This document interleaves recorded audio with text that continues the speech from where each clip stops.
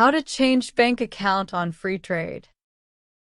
Freetrade is a UK-based financial technology company that offers commission-free stock and ETF investing through a user-friendly app with various account options like ISA and SIPP. First, go to Freetrade website and log into your bank account with email address and password. On homepage, navigate to the Management page. Once in the Management page, go to the My Money tab and click on Deposits. To start, select the trading account you wish to link to your bank. After the account is selected, click Link Your Bank Account. Now, search for your bank by typing in the name or scrolling, and then select a bank.